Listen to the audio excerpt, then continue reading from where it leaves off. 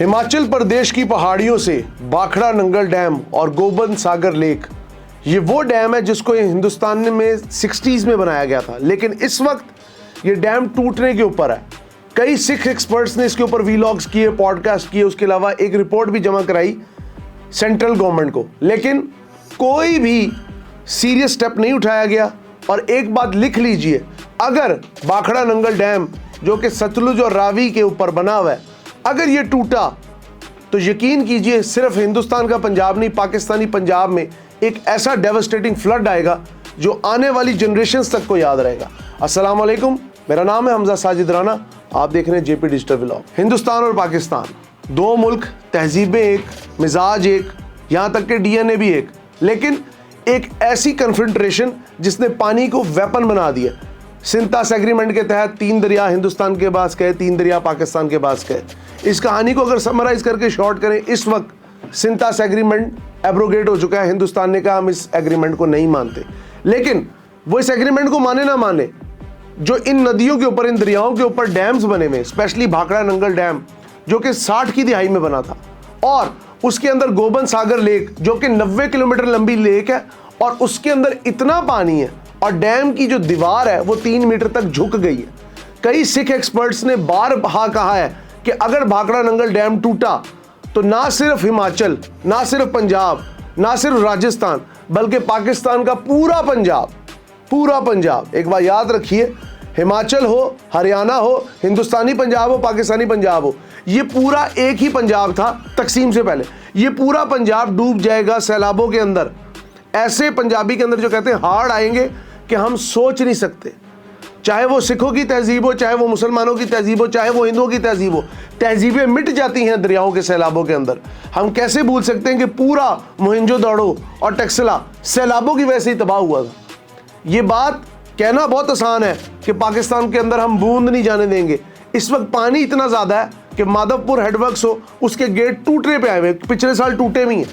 दूसरी जानिब रावी के अंदर इस कदर पानी की रवानी है कि सज्जाद अली का गाना झूठा पड़ गया, जे रावी विच पानी कोई नहीं तो अपनी कहानी कोई नहीं। इस वक्त रावी भरा हुआ है, सतलुज भरा हुआ है। यहाँ तक प्रेडिक्शंस की जा रही कि ब्यास जो कि 88 के बाद कभी भी हमें जगता नहीं नजर आया, कसूर के अंदर ब्यास का पानी कभी नहीं आया, ये भी पॉसिबिलिटी कि ब्यास में पानी आ जाए तो लाहौर, गुजरांवाला, कसूर से लेकर बहावलपुर तक और ऊपर अपस्ट्रीम में अगर चले जाएं, या आप समझ लें इंडियन पंजाब में जो कि चढ़ता पंजाब है उधर चले जाएं, तो अमृतसर, लुधियाना, होशियारपुर, अंबाला और कई ऐसे सिटीज़, हरियाणा, ये सब सैलाब के पानी में डूब जाएंगे। हिंदुस्तान की गवर्नमेंट, सेंट्रल गवर्नमेंट को पता है कि डूबेंगे तो पंजाबी डूबेंगे। मैं सिख भाइयों को, अपने सिखों को जो गुरु नाम लेवा 5 करोड़ इस खित्ते के अंदर बैठे हैं, उनको सिर्फ एक बात कहूँगा, आप सेंट्रल गवर्नमेंट पे प्रेशर डालें और भाखड़ा नंगल डैम को तोड़ के सिस्टमेटिकली ख़त्म करें, और इन पानी जो दरियाओं का बहाव है इसको प्रॉपर नॉर्मलाइज करें, चैनलाइज करें, ताकि पाकिस्तान के पास भी ये कैपेसिटी हो कि हम रावी के ऊपर को बंद बनाएं, या कोई मसनूई झील बनाएं, या रूम फॉर द रिवर बनाएं, रिवर बेड को क्लियर करें। क्योंकि हमारे पास जो रावी की कैपेसिटी है शाहदरा के मकाम पर, क्योंकि लाहौर सबसे बड़ा एक कह लें फ्लैश पॉइंट है फ्लड के वाले से, हमारे पास 3 से 3.5 लाख की कैपेसिटी है दरिया के अंदर पानी को अटेन करने की।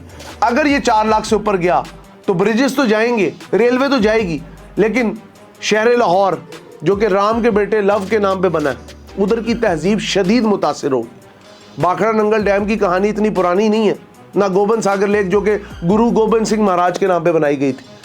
एक बार याद रखिएगा, नेहरू पैक्ट के बाद और सिंतास के बाद अब ये वो वक्त आ बैठा है कि पानी बढ़ता जा रहा है। सारी रिपोर्ट्स गलत साबित हो रही हैं।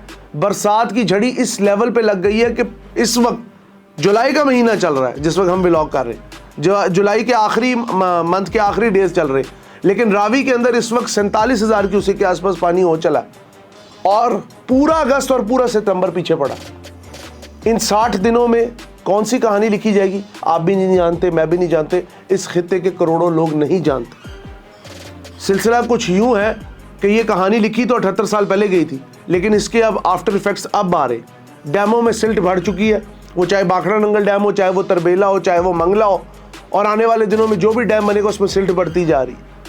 अगर भाखड़ा नंगल डैम टूट गया, जिसकी बारे में प्रेडिक्शंस बहुत ज़्यादा हो रही है क्योंकि बारिशें बहुत हो रही है हिमाचल के अंदर, तो एक ऐसा क़यामत खेज सैलाब आएगा जो कि मेरे ख्याल में अगले आने वाले कई दहाइयों तक लोगों को याद रहेगा, जैसे 85 और 88 के सैलाब लोगों को याद रहा था। ये थोड़ा सा आपको एक वार्निंग जारी करनी थी। हमारा काम यही है, हम आपको एक डिटेल किस्म के व्लॉग के अंदर किसी भी किस्म की नागहानी सूरत हाल के बारे में बताएं, समझाएं और इस चीज़ का आप इदराक रखें और इस चीज़ की तैयारी रखें कि लाहौर भी इफ़ेक्ट हो सकता है सैलाबों से, क्योंकि हमने दरिया के बेड में सोसाइटीज़ बना दी।